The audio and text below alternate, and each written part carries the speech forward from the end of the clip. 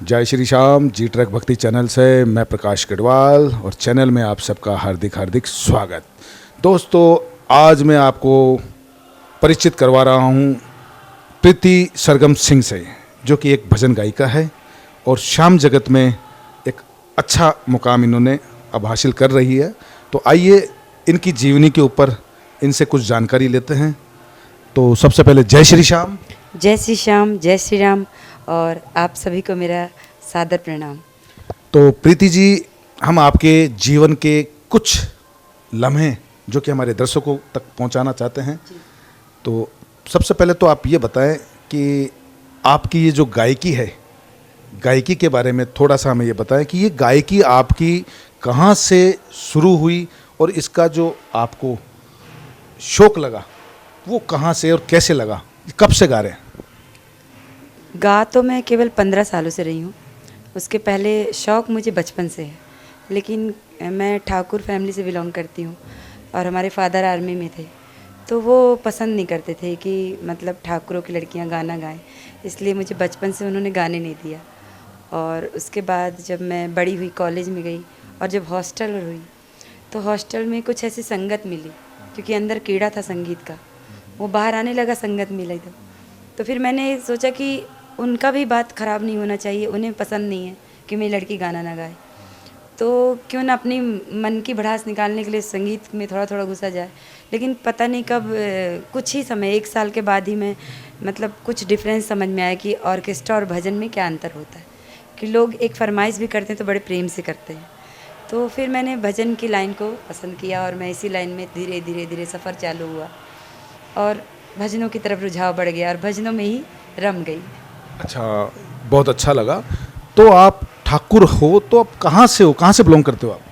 हमारे पूर्वज तो यूपी से हैं, पर रहते वो लोग आके एमपी में बस गए, तो हम एमपी में ही हैं। हमारे डैडी लोग सतना के हैं, पर मैं एक्चुअली में सतना से जबलपुर आई पढ़ने के लिए।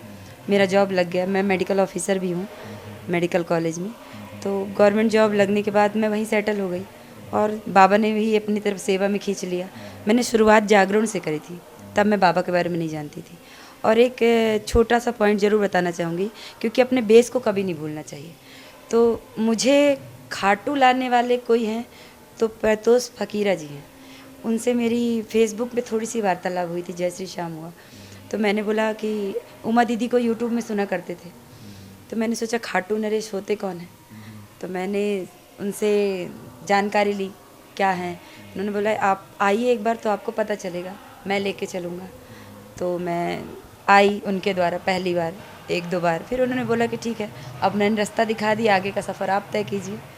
तब से जो सिलसिला चल रहा है, बाबा बुला तो रहा है। आपका खाटू धाम आने का सिलसिला। अब मैं एक सवाल आपसे पूछ रहा हूँ, बचपन में आपको जब ये इसका संगीत का शौक लगा तो आपको याद है क्या आपने सबसे पहले कौन सी रचना कभी स्कूल में कभी कोई गाई, याद है कुछ दो? स्कूल में मुझे फर्स्ट अवार्ड मिला था, तो एक देशभक्ति गीत गाया था जब मैंने 26 जनवरी को।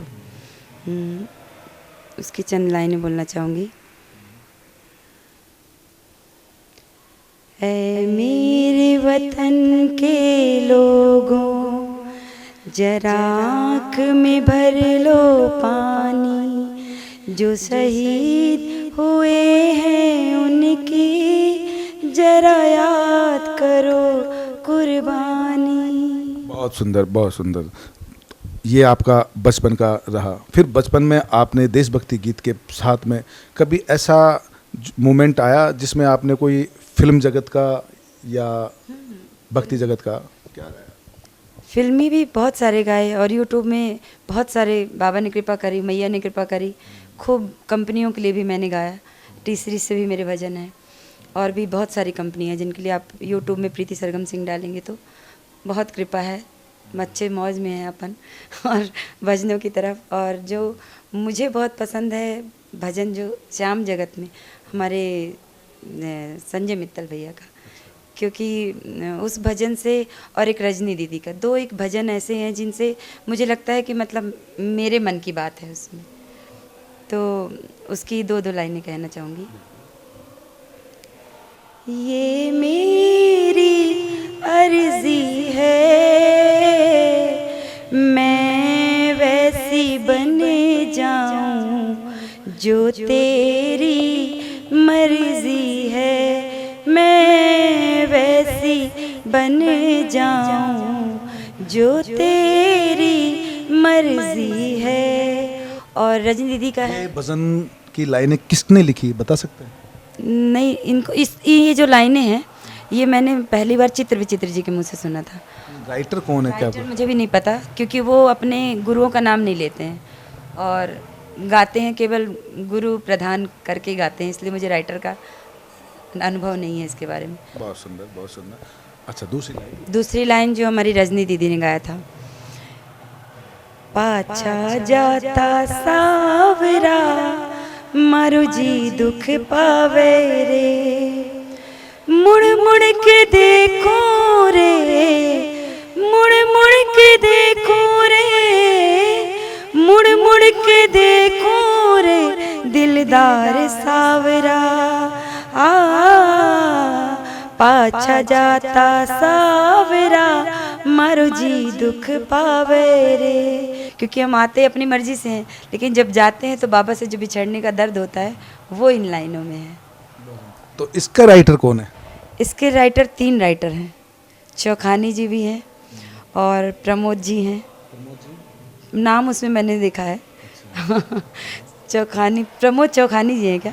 बिल्कुल बिल्कुल, प्रमोद चौखानी जी उनका पूरा नाम है। पूरा नाम है। एक तो रोमी भैया हैं और एक मुझे याद नहीं, 3 राइटर। ये जहाँ तक मुझे भी ध्यान है, रजनी राजस्थानी जी ने लिखवाया है भजन प्रमोद चौखानी जी से, और प्रमोद चौखानी जी का लिखा हुआ ये भजन है। और इसमें 2 अंतरे रोमी भैया के भी हैं शायद, मुझे ज़्यादा नॉलेज नहीं है, ऐसा बताया गया था कि मुझे ज़्यादा नॉलेज नहीं है, मैं तो आपसे जानकारी ले रहा हूँ। बहुत अच्छा जितना लगा। मुझे पता है उतना मैंने बताया, क्योंकि संगीत तो एक ऐसा सागर है कि जितना डूबते जाएंगे उतना ही गहरा नजर आएगा। और तो आप मुझे एक बात बताइए, श्याम जगत में आकर, श्याम जगत में आए आपको कितने साल हो गए, पहले तो ये बताया। मैं 2013 में आई थी। 2013 में। 2013 से पहले आपका फील्ड क्या रहा? 2000 के पहले मैं जॉब करती थी और माँ के जागरण करती थी जी, माता रानी के जागरण, क्योंकि हमारे एमपी में ज़्यादा प्रचलन उन्हीं का था। बाबा का, श्याम बाबा का पहली बार आपने 2013 में नाम सुना? जी, पहली बार सुना। और यहाँ आकर फिर आपको कैसा महसूस हुआ श्याम बाबा के यहाँ दरबार में आकर? क्या आपने कोई चमत्कार देखा या क्या देखा? मतलब आपका चमत्कार से मतलब नहीं था, यहाँ आके जो सुकून मिलता है वो संसार में कहीं नहीं मिलता। उस सुकून के लिए मैं अपनी जॉब से लड़ जाती हूँ, घर में लड़ जाती हूँ। सब लोग मुझे बोलते हैं कि हर महीने क्यों जाती है, क्या है वहाँ, लेकिन ये मुझे भी नहीं पता कि क्या है, पर इतना पता है कि बस मैं यहाँ नहीं आती हूँ तो मुझे लगता है मेरे में अधूरापन है, और यहाँ आके मैं पूरी हो जाती हूँ। उस पूरेपन के लिए मैं यहाँ आती हूँ, वो सुकून पाने के लिए आती हूँ, और मैं इस संगीत के माध्यम से ही जिंदा हूँ। तो अब मैं आपसे एक सवाल और करूं कि तेरे दर पे आके मुझे क्या मिला? मुझे क्या मिला, तो ये बताना चाहेंगे कि आपको क्या मिला? ऐसा मिला तो बहुत कुछ है, हर पल ये मुझे संभालता है। मतलब कुछ चीज़ें हैं जो मैं नहीं बताना चाहती, लेकिन फिर भी मुझे शायद मैं उस लायक नहीं थी जो इसने मुझे दिया है। मैं उस लायक नहीं थी। मैं आज जहाँ पहुँच चुकी थी वहाँ से यहाँ तक का सफ़र मैंने जो तय किया है, उस मुस्कुराहट के साथ, वो मुस्कुराहट उसने दी है। उससे ज़्यादा क्या मिलेगा? जो मुस्कुराहट इसने दी है वो संसार में कोई नहीं दे सकता, और सबसे कीमती है। कभी कभी 50 रुपये जेब में ना, हमेशा बोलती हूँ कि 50 रुपये जेब में होते हैं तो भी मुस्कुराहट ऐसी आती है और ऐसी सुकून आती है, ऐसी सुकून की नींद आती है कि जो संसार में लाखों करोड़ों की नहीं आती। लेकिन वो मुस्कुराहट केवल देने वाला मेरा बाबा है, और मुझे पूर्ण विश्वास है कि आगे का भी सफ़र वो पूरा मेरे लिए उसने तय करके रखा है। इसी मैं विश्वास के साथ आती हूँ कि जो मुझे चाहिए वो जानता है, और जब चाहिए वो देगा। तो ये तो हमारे बाबा श्याम के लिए आपने कहा। अब मैं एक सवाल और आपके सामने, श्याम जगत के लिए आपका क्या संदेश है? क्या कहना चाहते हो श्याम जगत के लिए, श्याम प्रेमियों के लिए? श्याम प्रेमियों के लिए यही कहूँगी कि कोई चमत्कार सोचकर मत आएँ। मुझसे भी बहुत लोग पूछते हैं कि दीदी ऐसा कौन सा चमत्कार होता है कि आप वहाँ जाते हो? तो चमत्कार कुछ नहीं होता है, बस जहाँ आपका विश्वास होता है वहीं चमत्कार होता है। अगर आप ये सोच के जाओगे कि मैं वहाँ जाऊँगा और मेरा काम हो जाएगा, तो ये सोच के कभी मत आना, क्योंकि बहुत से भजन प्रवाह भ्रमित भी कर रहे हैं कि बाबा के यहाँ जाओ, आपका एक बार में काम हो जाएगा, तुरंत हो जाएगा। जब तक आपका पूर्ण विश्वास नहीं होगा तब तक किसी भी दरबार में नहीं आपका काम होगा। जिस दिन आपका पूर्ण विश्वास होगा उस दिन अपने आप आपके काम बनते चले जाएंगे। तो आप जब भी बाबा से मिलने आए, बाबा के प्रेमी बन के और बाबा से बस मिलने आए कि बाबा मैं तुझसे मिलने आया हूँ, बाकी तू जाने और तेरा काम जाने। अच्छा, तो श्याम बाबा के आपको 2013 से लेके अब तक आज 2023 आ गया, 10 साल आपको हो गए खाटू श्याम जी। इन 10 सालों में आपकी कौन सी ऐसी रचना रही जो आपको सबसे ज़्यादा दिल को छूती हो? रचनाएं तो बहुत सारी हैं, लेकिन फिर भी जो मैंने एक रचना गाई थी और मुझे बहुत पसंद थी, यूट्यूब में उसे प्यार भी मिला, श्याम हमारा है।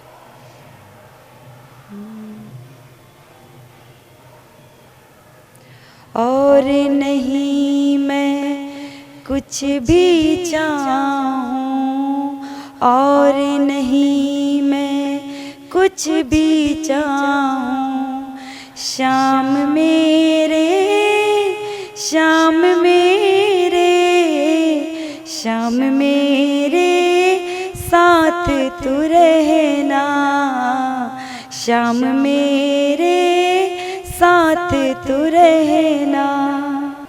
बहुत सुंदर, बहुत सुंदर। तो श्याम जगत के लिए क्या संदेश और देना चाहेंगे आप? कुछ कहना चाहेंगे श्याम प्रेमियों के लिए?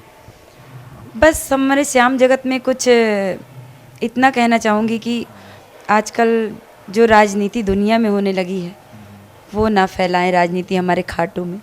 जो प्रेम था वो प्रेम बरकरार रखें एक दूसरे के प्रति, और किसी को छोटा और किसी को बड़ा ना समझें। बहुत से ऐसे भजन प्रवाहक हैं जो यहाँ से निराश होकर जाते हैं। तो सभी श्याम प्रेमियों से निवेदन है कि किसी भजन प्रवाहक को छोटा ना समझें, क्योंकि कब कौन बुलंदियों में पहुँच जाता है वो कोई नहीं जानता। हमारे संजय मित्तल भैया से आप सीखिए कि क्या थे आज बाबा ने उन्हें क्या बनाया है। तो आप सभी से निवेदन है कि आप जो भी छोटे भी श्याम प्रेमी आते हैं अपने भाव सुनाने, तो सबको मौका दें, सबसे प्रेम से बात करें और किसी को छोटा ना समझें। अच्छा, अभी कोई आपकी कोई ऐसी रचना जो आपने कभी कोई भजन लिखा भी, आप गाते तो बहुत हो, लेकिन क्या कोई ऐसी रचना आपने कभी लिखी भी क्या खुद ने भी, खुद से भी कोई? हाँ, बहुत सारी लिखी है मैंने। माता जी के बहुत सारे लिख के गाए हैं, भोले बाबा के भी गाए हैं। कोई एक रचना आपकी जो सबसे पसंद हो, जो आपने लिखी हो, जो हिट भी रही हो, लोगों ने चर्चाओं में आई हो, ऐसी कोई रचना जो आपके द्वारा लिखी हो, रचित हो?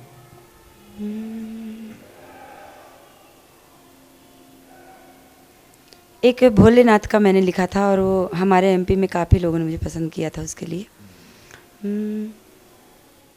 डमक डमक डम डम डम डमरू बाजे रे, भस्म रमाए भोला नाचे रे। डमक डमक डम डम डम डमरू बाजे रे, भस्म रमाए भोला नाचे रे।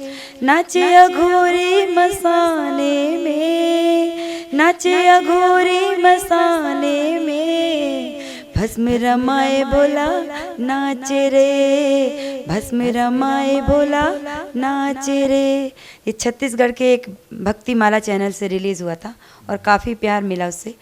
और एक राम जी का भी भजन आया था जो कि मैंने लिखा था और उसके अच्छे व्यूज़ भी हैं। शायद गाते नहीं हैं लोग, लेकिन व्यूज़ अच्छे हैं, लोगों ने उसे प्यार दिया। तो आप सभी बहुत सारे मेरे भक्ति माला के चैनल से सुन सकते हैं। तो आप एक राइटर भी हैं, राइटिंग का भी? राइटर तो नहीं हूँ, लेकिन कभी कभी मन के जो भाव होते हैं वो लिख जाते हैं जब बाबा की इच्छा होती है। तो आपने खुद से भी रचनाएं लिखी हैं, तो एक राइटर भी हैं, तो राइटर की भावनाओं को भी आप समझती होगी, बहुत गहराई से समझती होगी। तो राइटर के बारे में, हाँ, राइटर के बारे में जो जितने भी राइटर हैं आज, उनके लिए क्या कहना चाहोगे? क्योंकि एक राइटर बड़ी उम्मीद, क्योंकि लिखना कोई छोटी बात नहीं है, क्योंकि वो शब्दों का तालमेल बनाना, क्योंकि वो दर्द जब तक दिल से ना लिखा जाए, दिल में ना आए, जब तक वो माला नहीं परोई जाती। तो एक राइटर होने के नाते आपको भी शायद इन चीज़ों का बड़ा अनुभव होगा। तो इन राइटरों के लिए, जो लेखक हैं, जो भजन लेखक हैं, इनके लिए आपके दिल में क्या है? मेरे दिल में यही है कि जब भी कोई भजन प्रवाहक गाएं तो ज़रूर उनको प्राथमिकता दें और उन्हें अप्रिशिएट करें, क्योंकि उन्होंने कलम में स्याही से नहीं, अपने दिल के मतलब ब्लड, जिसको खून बोलते हैं ना, तो वो दिखाई नहीं देता है, लेकिन वो अपने ब्लड से लिखते हैं, क्योंकि जब भी किसी दर्द को हम बयान करते हैं वो यहाँ से निकलता है, और जब यहाँ से निकलता है ना तो वो खून के रूप में हमारे सामने आता है। तो जब भी मैं सभी भजन प्रवाहकों से बोलना चाहूँगी कि जब भी किसी के भजन को भी गाएं तो उन्हें प्रमोट करें, उन्हें सामने लाएं, उनका नाम ज़रूर लें, क्योंकि मुझे ऐसे कई राइटरों ने बोला दीदी बड़े सिंगर हमारे सुनते ही नहीं हैं, हमारे भजनों को ऐसे कर देते हैं। पर बड़ा छोटा कोई संसार में होता नहीं है। बाबा अगर ऐसा सोचता कोई बड़ा नहीं बन पाता। तो इसीलिए सभी से निवेदन है कि जितने भजन प्रवाहक हैं, चाहे वो बड़े हों चाहे हमारे आदरणीय जितने भी बड़े हों, छोटे राइटरों को भी समझें, उनके दर्द भावनाओं को समझें और कृपया करके उनको भी प्रमोशन दें। आप ये मत सोचिए कि ये छोटा राइटर लिख रहा है तो इसने अच्छा नहीं लिखा, क्योंकि उसने भी प्रयास किया है। आप भी कभी छोटे थे, आपने भी कभी ABCD सीखी है, तब आज आप एक अच्छी इंग्लिश बोल पा रहे हैं, एक शब्दों का पिरो के एक आज ज्ञान कर पाए हैं। तो आप सभी से निवेदन है कि उनकी भावनाओं को ज़रूर समझें, उनको प्राथमिकता दें। एक बार देख लें, आपको समझ में आए तो ज़रूर गाएं, लेकिन बिना देखे किसी का निर्णय ना लें। अभी एक राइटर हैं राखी अग्रवाल जी, तो उन्होंने मुझसे कहा कि दीदी मेरे भजनों को वो प्राथमिकता नहीं मिल रही है, तो आप मेरे भजनों को गाइए। तो मैंने अभी रिकॉर्ड किया है, सोनू शर्मा जी ने इसे म्यूज़िक दिया है आपके जयपुर से, और बहुत अच्छे शब्द लिखे उन्होंने, मुझे बहुत अच्छे लगे, मेरे दिल को अच्छे लगे, तो उसकी 2 लाइनें सुनाना चाहूँगी। बूंद गिरी नैनों से बाबा, चूम गई चौखट तेरी। बूंद गिरी नैनों से बाबा, चूम गई चौखट तेरी। कह नहीं पाई वाणी से जो कह गई वो अखियाँ मेरी।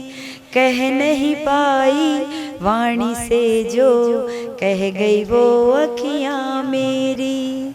तो आप सभी इस भजन को जल्दी सुन पाएंगे। राखी अग्रवाल जी ने इसे अपनी लेखनी से तराशा है और सोनू जी ने इसे अपना म्यूज़िक दिया है।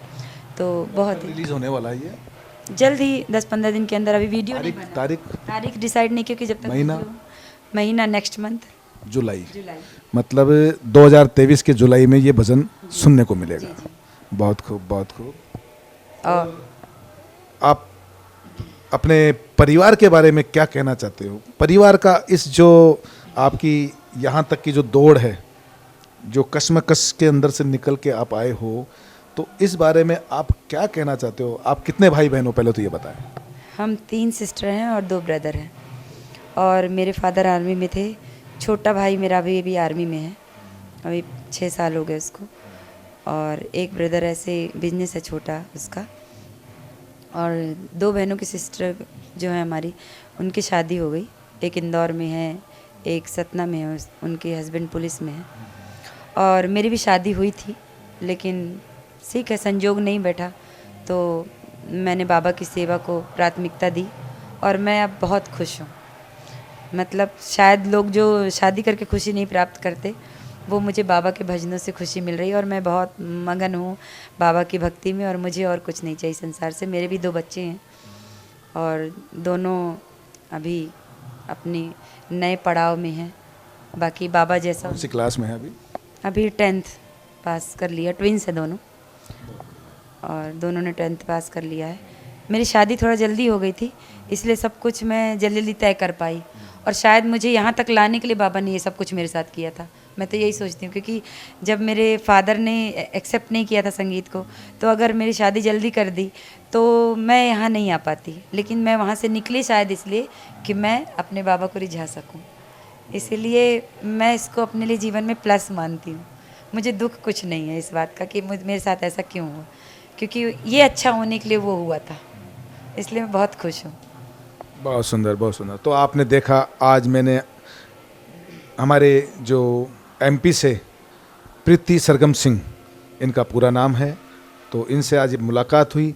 अगर आपको भी कोई सवाल जवाब और अगर आपके मन में आ रहे हो, अगर आप बताना चाहते हो, पूछना चाहते हो, तो आप कमेंट बॉक्स में कर सकते हैं, और प्रीति जी से भी इस कमेंट बॉक्स में आपके सवाल जवाब के जवाब देंगी आपको।